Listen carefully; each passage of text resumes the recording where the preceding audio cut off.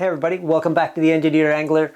Typically we start off our videos with me hanging up last week's lure up on the board, but this week I don't have that lure. I actually went out on the lake, did a little bit of fishing, and this happened.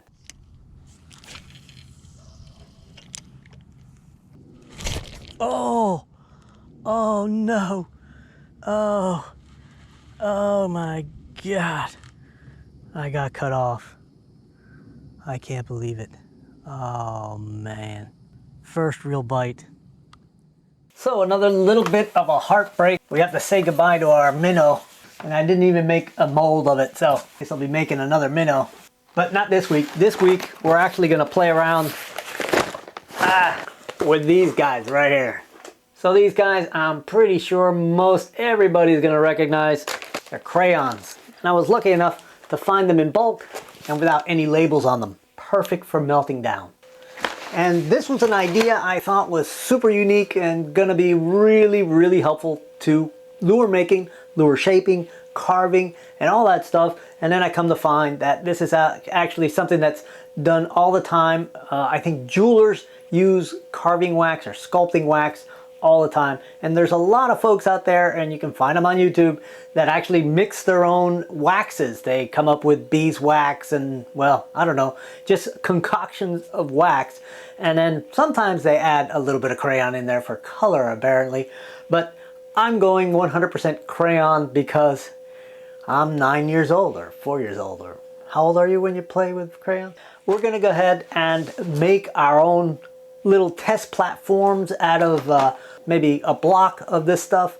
I've already cast one of my old lures and it actually does cast really nicely. It's a little bit tricky because of the amount of expansion the wax actually goes through, but it's easy to heat it up enough for it to become liquid and easy to stay away from any like really nasty fumes.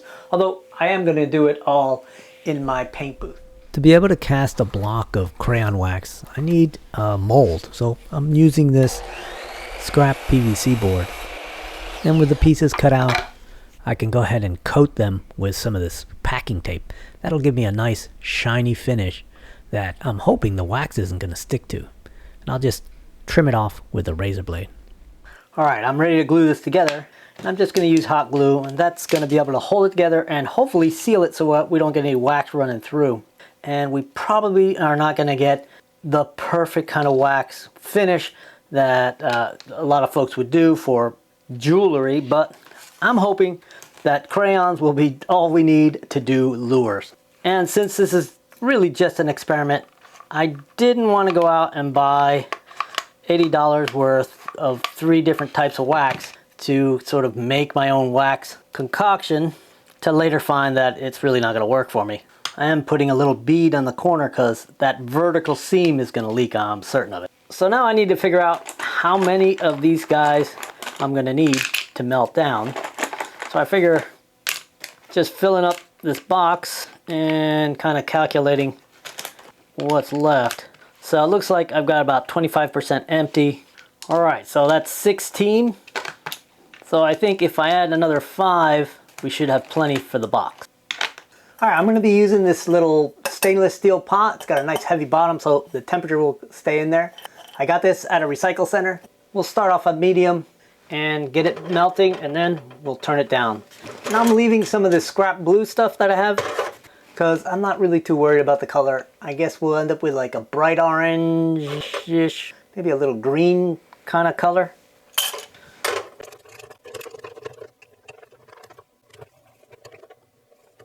So that looks more like split pea soup than orange.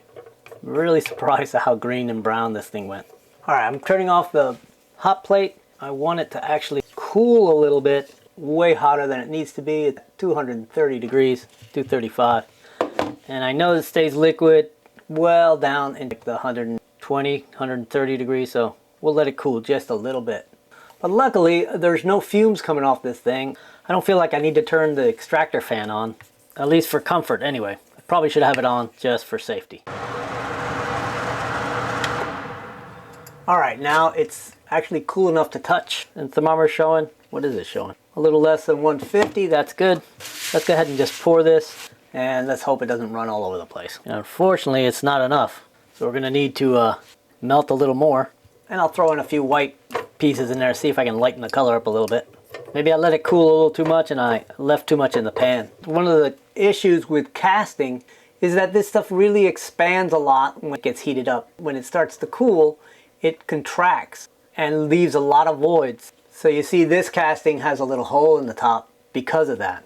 So the idea is to have a reservoir above your mold that will hold more wax. And as it shrinks, it'll allow it to flow in there. That's the plan. Hopefully, we'll end up with castings that don't have voids. This color gets more disgusting as it goes.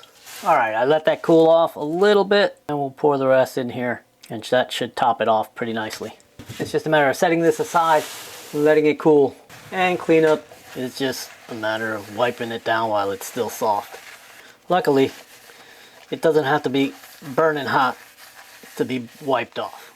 And while that cools off and gets hard, I'm gonna go ahead and melt down some more of these crayons so we can pour a nice casting of a lure. Now I've chosen a lure that has really basically no real details, so we can play around seeing what we can carve on the side of it. And this time we're gonna go monochromatic with purple because that green color can kind of gross me out a little bit.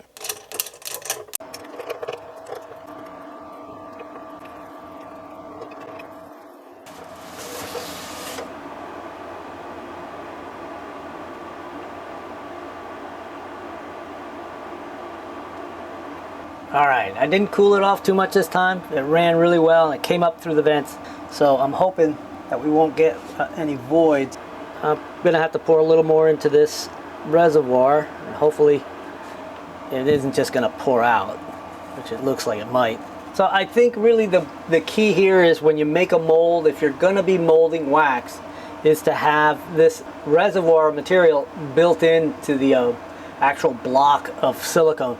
Otherwise, you run the risk of having it pour out like it's pouring out right here along the side here. All right, I'm gonna set this aside to cool off and we'll see about unboxing this thing. I'm not sure if I can overcome the glue. Oh yeah, I can. And it looks like the tape worked. Yeah, you end up with a really shiny surface from that tape. Not sure how valuable that is. Come on, if I can get it to lift off the bottom. There it goes. Oh yeah, comes out like a nice clean block. Should be able to at least carve on this thing pretty easy. I want to have a cylindrical block of that wax, so I need to make a round form. I'll be using this PVC. I glued it to a board so I can split it right down the middle without it rolling on me. This way I'll end up with a two-part mold. This is all so I can put a block of wax on the lathe. I'll use foil tape to fasten it together. This way I'll be able to cut the tape once it's all been poured and open it back up. I'm going to go ahead and use mold release agent because I'm not sure about how much that wax will stick to the PVC. And of course it's got to be glued down to a base so it's solid, doesn't move, and won't leak the wax out. And hopefully the hot glue will do the job. Alright, we've got our cylindrical form ready to rock, and this time I'm going to go with brown because it looks like wood, and wood should be on a lathe, right?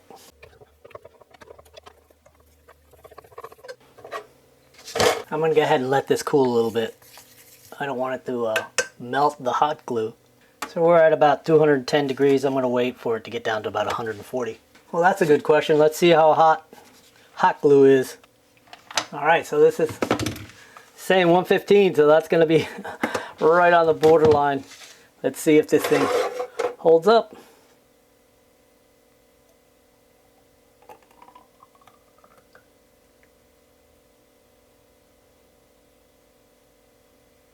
It's not leaking and it's not coming apart. If it does, it's going to be a disaster.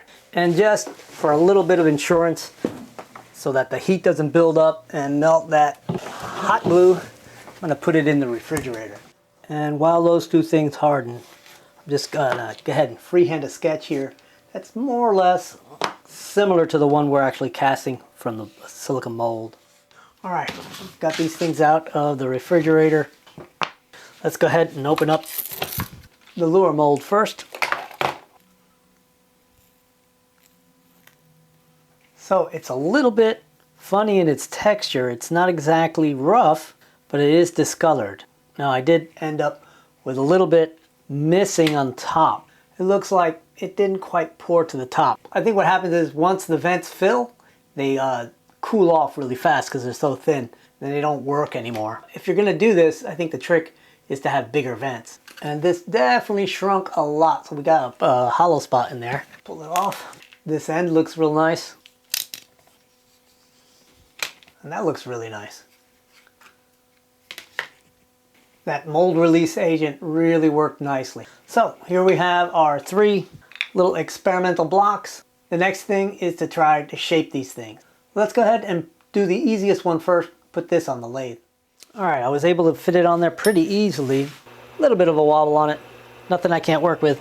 Let's see how it behaves with the small gouge. Oh, it's like wax. Shave it down with some nice fat shavings here. It looks like chocolate shavings. So it's very easy to work. And we'll get this thing nice and round in a second. So if you're looking to make a real simple lure, like a topwater lure, this is a nice way to make a very quick master so that you can later add a lot of more detail to it really easily. And if you make a mistake, you can always melt it back down and go again.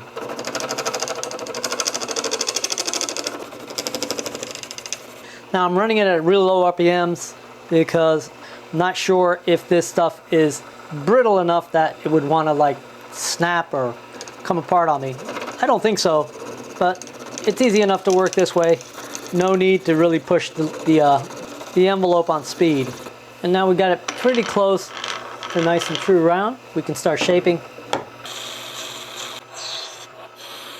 I'll tell you what, this is giving me some dark chocolate cravings.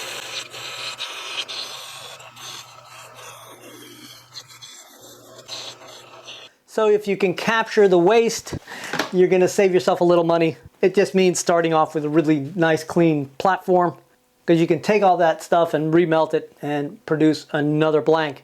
And even with just using crayons, it's not that cheap. It was like $16, something around there, for that 3-pound box. But I think we have proof of concept. As far as working it on a lathe, it turns real easily. It's very quick work. It's pretty stable, doesn't seem to like catch the blade or anything like that. And I think with just some cloth, you could probably spin a smooth surface onto this. And I'm hoping putting additional detail on it will be a lot easier than wood. But we're gonna find out in a minute. All right, so the next thing I wanna do is cut out our drawing here. And I'm gonna go ahead and use a coping saw. Now, coping saw isn't exactly the best tool for this because it does have a lot of teeth, and you want something with very few teeth. So getting a blade with the smallest tooth count is probably the better thing to do. But this is what we have. Let's see if it doesn't clog up, and we'll give it a shot and see how well it cuts. And it's certainly cutting and not clogging too bad. It actually it's cutting faster than it would if it was wood, but not as smoothly as I was hoping. But we'll get through it. I'm able to cut it pretty accurately. I'm surprised at that, actually. I thought it would drift on me, but nope, it's cutting along pretty nicely. So that's the first half. Not too bad. It's definitely quicker than cutting this thickness of wood. Let me go ahead and finish this cut, and we'll move on to hand carving and see what we can do. All right. That's pretty good. Pretty accurate cut. It's not perfectly square across the top, but that's me, not the material. All right, so I've gone ahead and put a piece of tape the shape of the contour that I want. And I'm just playing around with carving, and the carving part is really a no-brainer. It comes off with a sharp blade, really easy. You can control how much you take off. You can do a scraping motion if you want to get it smooth after you put a bunch of carving marks on there. And you can control really well how much or how little you take off without worrying that you're going to catch a wood grain and over gouge. So this is pretty nice alternative at this stage, right? But what's it going to be like when I've got it carved to a shape that I like and I need to smooth it off and turn it into a nice, smooth, shiny master? So as I go from these kind of carving marks, these little chamfers, these flat spots, to trying to round it off and get a nice true curve, what I'm finding the best thing to do is to set the razor blade angle at a 90 degrees to the surface and just with very light pressure, just scrape. And you end up with a pretty nice curve. This may not be the finish, but it gets us a lot closer than just trying to remove material by carving. I think you can see there that it actually is taking a shape that's reasonably like a wooden lure would be. It's rounded off. I just need to round off the very top edge. This is actually pretty easy and pretty satisfying. Alright, so I'm getting pretty close to a really nice shape, and I thought I was going to have to do maybe some sanding or something to get really the rough marks out. But just with a little piece of cloth and using some alcohol to kind of lubricate it a little bit, and this is sort of a terry cloth paper towel, and I can just rub it and it takes off very little. You can see how it's starting to take a little off. It's like sanding it with a super fine piece of sandpaper, and actually you get it to a really super smooth surface. And I'm guessing that if you want it to be like really shiny, maybe a little bit of heat would do it. Let's experiment with that. Here's a heat gun, and I'm gonna have to be very careful with this.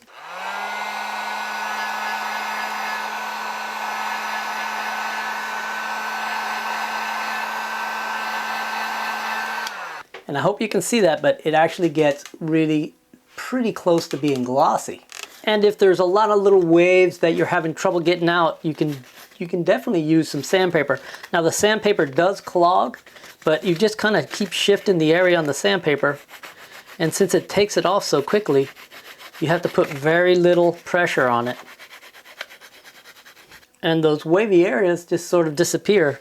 Now I will say that the work that I've seen done with the official kind of wax for this stuff seems to give a really more of a high polish, but this is pretty good, especially if what you're trying to do is create a master that then will be cast in resin, which will need some sanding anyway. But this is looking really pretty nicely refined.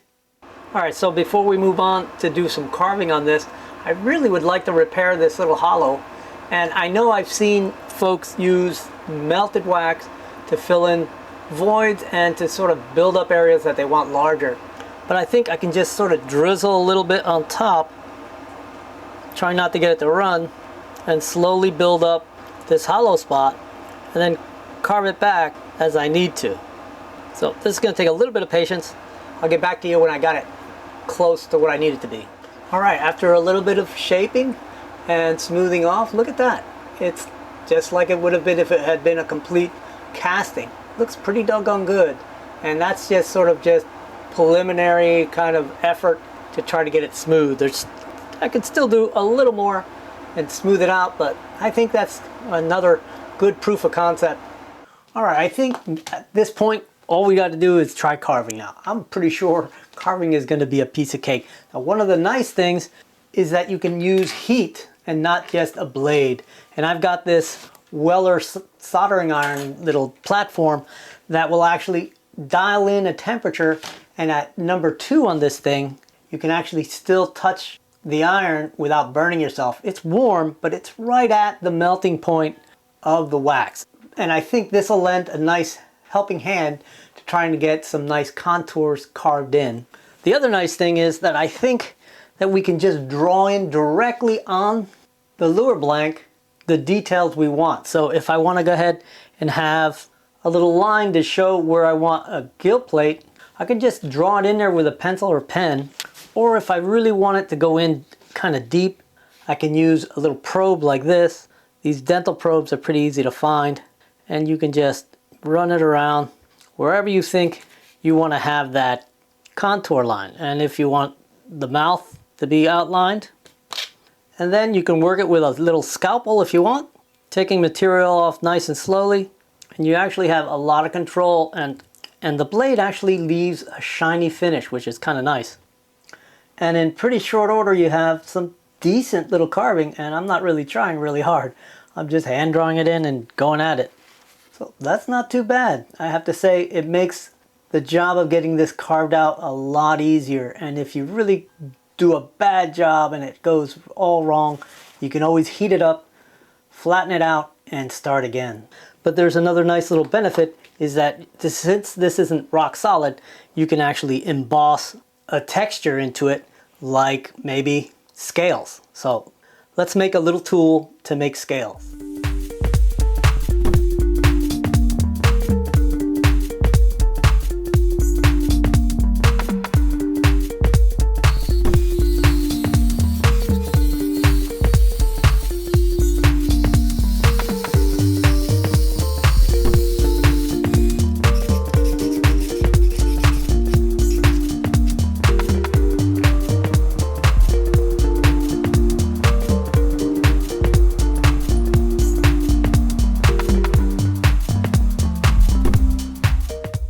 Now the idea is to press in a row of these half moons and then another row offset on them. And you can do it with the tip cold, but it tends to want to like pull material out and kind of chip it. So what I think we're going to need is for it to be just warm enough for the blade to go in without displacing material or chipping it at least. And not sure you can see that. Alright, so what I'm going to do is just have a straight edge just to guide me so I don't make them super crooked.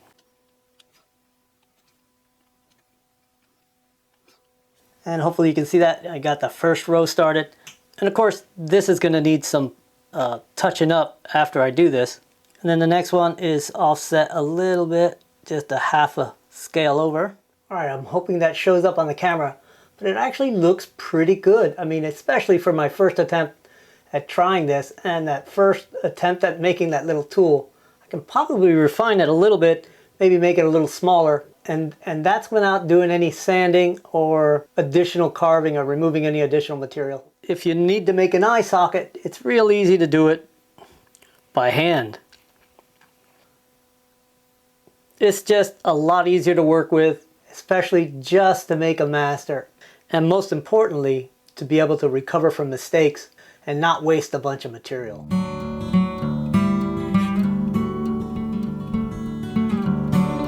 Alright, well, I hope you guys enjoyed that. I really love to do experimentation right on the video. No editing out mistakes or failures of any kind. I just learn what's good, what's not good, what works and what doesn't work, and I share it with you guys. And obviously we don't end up with beautiful finished lures, but we end up with a little extra knowledge. I hope you guys appreciate that. I hope you like this kind of video. Let me know in the comments and let me know if you want to see more of this kind of experimentation. Otherwise, we'll get back to regular lure building on upcoming video. I'll see you guys next Friday. Hey everybody, welcome back to the Engineered Angly. Angly? That's what it is, Angly.